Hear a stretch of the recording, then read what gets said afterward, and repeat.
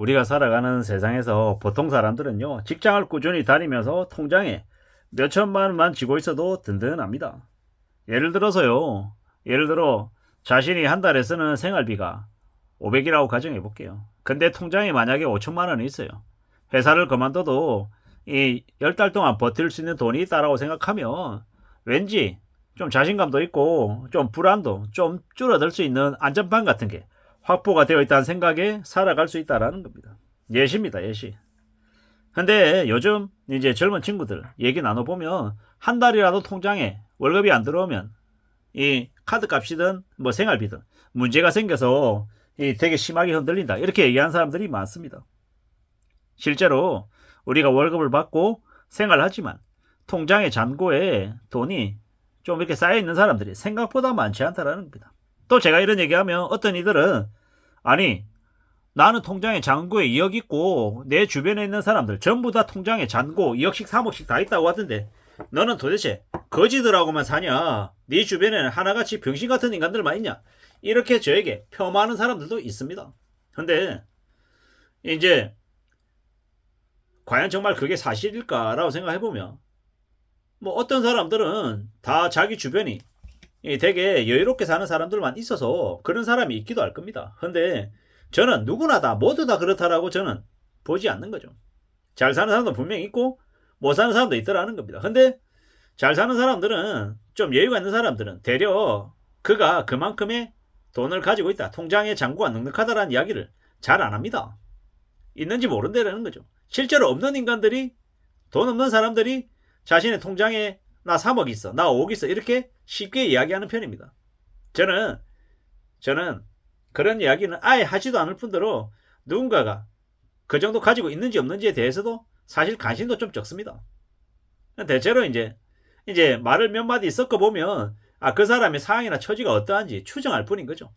같이 일하는 동료들 중에 어떤 이들은 저 사람 좀 되게 여유가 있는 것 같아. 저 사람 되게 좀 빡빡하게 사는 것 같아. 라는 걸 느끼죠. 그리고 이제 대체로 이제 경제적으로 좀 되게 빡빡한 사람들은 남에게 밥을 사거나 커피 한잔 하거나 뭐 이러는 게 되게 좀 힘겨워하는 사람들도 분명히 있습니다. 이제 실제로 저 같은 경우에는 저는 이제 저도 스타벅스를 가고 커피빈을 가고 뭐 흔히 얘기하는 좀 비싼 돈 주고 마시는 커피숍을 가긴 하죠.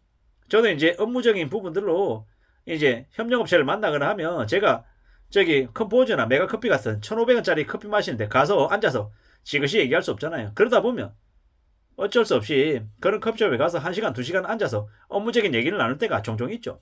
근데 이제 제가 저 혼자는 커피를 그렇게 자주 스벅을 가거나 커피빈 가서 마냥 이렇게 즐기진 않는다라는 거죠.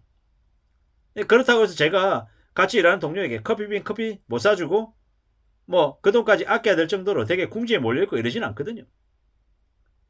근데 이제 제가 드리고 싶은 얘기는 뭐냐면 이제 실제로 이렇게 힘겹고 어렵게 사는 사람들이 많고 여유롭게 사는 사람들은 되게 적다라는 이야기를 하고 싶었던 거고 이왕이면 자기 일 열심히 하면서 성실하게 살면서 저축도 해서 통장 잔고를 좀 넉넉하게 가져가는 게 살아가는 삶에 있어서 자신감이든 안정감을 주기 때문에 그렇게 살자라고 얘기하는 거죠.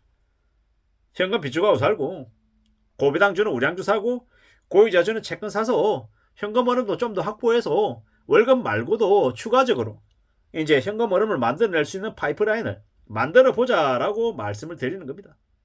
제가 뭐 부업거리를 소개하거나 뭐 주식을 채권을 이걸 꼭 무조건 사야 돼. 네가 이걸 사. 뭐 이런 얘기하고 싶은 게 아닙니다. 뭐 제가 그런 얘기한다 그래서 제가 뭐 광고를 받아서 그 사람들에게 뭐 후원을 받아서 말씀드리는 것도 절대 아닌 거고. 저는 그냥 올바른 가치관 가지고 안전하게 사는 게 필요하지 않나라는 것. 그리고 좀 보수적으로 생각하자라는 말씀을 좀 드리고 싶은 거고요. 알짜 고배당 주식 사서 배당금 오래오래 받으며 살자라는 말씀을 드리는 겁니다. 그리고 저는 이제 직장 생활을 이제 계속 쭉 하다 보니까 뭐 제가 이제 처음 시작했던 이 직장은 오프라인 대형마트, 이마트 홈플러스 롯데마트, 이쪽에 이제 종사하다 보니까 이마트 홈플러스 롯데마트에 일하고 있는 동료들 지인들이 되게 많고 그 이외에는 이제 우리가 흔히 잘 알고 있는 대한민국의 가장 유명한 이 항공사 그쪽 계열사 에서 글로벌 사업본부에서 근무를 했기 때문에 그런 이제 항공 쪽 관련 그리고 물류 쪽 관련해서도 좀 지인들이 좀 있고 그 다음에는 식품 제조사에서 일을 해서 CJ, 대상청정원, 동서, 사주, 뭐 오뚜기 이런 쪽에 이제 종사하는 사람들 지인들도 있고 동료들 후배들도 있고 고참도 있고 그들이 이제 어떤 삶을 사는지 어느 정도 알고 있고 또 온라인 유통에서 현재 종사하고 있기 때문에 뭐 어떤 분위기인지 대략은 안다라는 거죠. 월급을 어느 정도 받고 있고 직급이 어느 정도인지 따라서 연봉이 급여가 어느 정도인지 어느 정도 알고 있고 제가 왜 이 말씀을 드리냐면 되게 대단한 것 같고 되게 특출난 것 같지만 생각보다 그 직장인들 안에서는 살아가는 삶이 크게 간격이 벌어지거나 그러지 않더라는 거죠. 어떤 이들은 그 회사에 그냥 대리일 뿐인데 집이 강남의 아파트이고 되게 수십억짜리 집을 가지고 있는 경우도 있긴 해요. 자신의 노력이 아니라 좀 경제적으로 여유가 있는 부모를 만나서 그렇게 살기도 한다라는 거죠. 근데 그렇다고 해서 삶의 수준이 완전 다르냐? 그러지 않더라는 겁니다. 저는 뭐 삼성전자나 SK하이닉스는 이쪽은 제가 좀 모르는 분야이기 때문에 그분들이 연봉을 얼마 받는지 성과급을 얼마 받는지 사실 잘 몰라요. 근데 이제 제가 알고 있는 이 영역, 이 오프라인 온라인 유통 그리고 이제 식품 제조사, 비식품 제조사 그리고 이제 물류회사 이 정도에 대해서는 제가 이제 경험했고 지금도 종사하고 있다 보니 지인들이 그쪽에 일하고 있다 보니 그쪽 분위기는 어떤지 알거든요. 그 안에서만 한정지어서 말씀을 드리면 특별하게 돈을 아주 많이 버는 사람 극소수더라. 그리고 뭐 아주 되게 이제 하층민으로 되게 힘들게 사는 사람들은 좀 적겠지만 다 고만고만하더라는 겁니다. 그들이 안정적으로 살고 성실하고 착실하게 사는 사람들 중에 조용히 소소하게 자신의 미래를 위해서 개인정도 들고 고부당 우량주도 사고 채권도 사고 나름 그래도 알차게 알짜로 준비하는 사람도 있고 아닌 사람도 있더라는 거. 근데 대체로 그들이 그렇게 성실하게 조심해서 자산을 늘려가는 걸 남들에게 알리지 않더라는 겁니다. 조심해서 조용히 하는 사람들이 대체로 좀 잘 사는 편이더라는 겁니다. 세상이 험해서 함부로 자신의 속사정을 드러내지 않더라는 겁니다.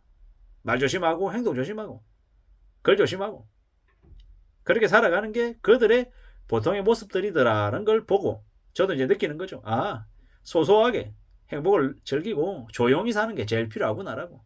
그렇게 지내야, 그렇게 살아야 삶을 지탱할 수 있는 거구나라는 생각을 더 많이 하게 됩니다. 직장 꾸준히 다니고 통장에 몇천만 원만 쥐고 있어도 보통의 사람들은 든든하게 살더라는 걸 좀 많이 느끼는 게 요즘입니다. 특히나 대량 해고의 시대가 왔다. 뭐 인력들이 되게 많이 조정이 된다. 구조조정이 된다. 잘려나간다. 이런 얘기를 더 많이 듣다 보니 직장 무난하게 다니고 있다라고 하는 저의 현실도 감사하게 생각하고 있고 또 다른 동료들, 후배들, 선배들, 지인들 직장만 꾸준히 다니고 있는 것만 봐도 참 다행이구나라는 생각을 하며 살고 있습니다. 이상입니다.